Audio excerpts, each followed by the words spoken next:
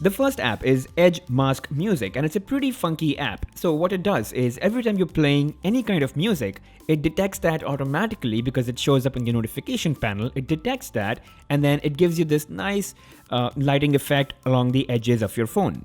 And obviously the app understands that you don't want this effect for each and every app that plays music or any kind of media, so you can switch that off. Now, there are a bunch of controls that you can play around with. For example, you can change the color of the lighting. So if you want a solid light or you want like a gradient, you can choose both the colors and you can set whichever one that you like. So for example, I'm just changing here to green and orange, and that's how it looks. You can also change the thickness and the speed of the edge lighting. You can also match the colors to the media cover. So that's also pretty cool.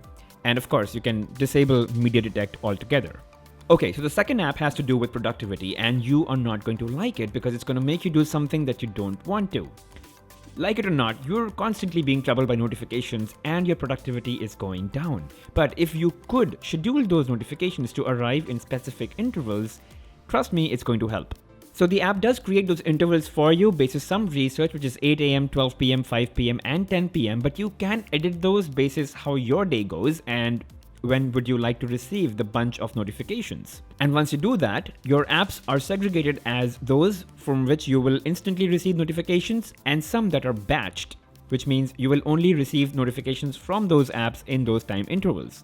And you can always remove some apps that are categorized as instant into batched. So for example, I know that WhatsApp is one of those apps that really troubles me all the time. So I could just hit direct messages on WhatsApp and make it as batched. So they come at those intervals and it does not really interfere with my day-to-day productivity at work or otherwise.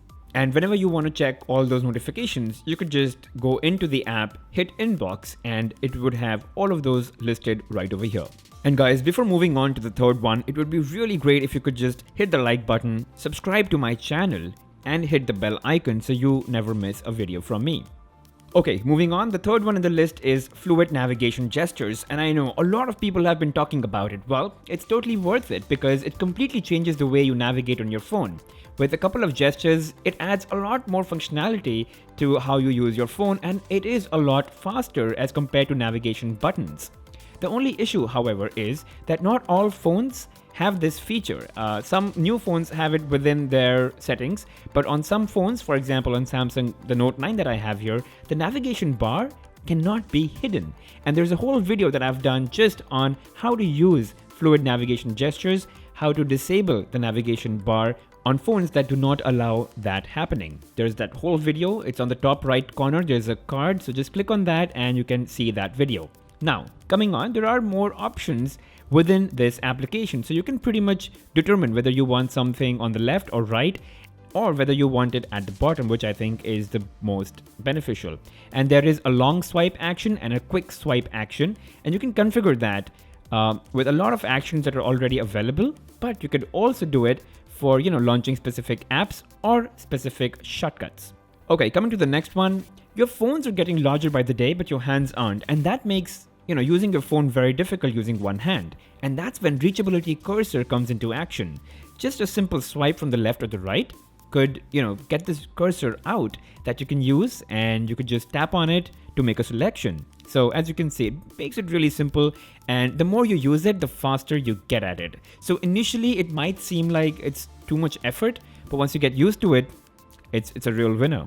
And the last one in the list is a utility app. So basically your home button, if you long press it, it's supposed to launch Google Now or something, but you can change that. And that's what Assistant Shortcuts does. So if you open the app, it gives you all of these options, and you can configure that if you long press your home button, what should it do? It could take a screenshot, it could just switch on your light, or it could toggle the rotation lock. You can also use it to configure it to, switch back to the last app or as back, recent, and home key. But why would you do that? Because you already have those functionalities. Other than that, there is split screen, so it quickly opens up a split screen. Or you could configure it to launch a specific application. So for example, I choose email, and let me just go back home, long press, and it's going to launch email. So it's really just as simple as that.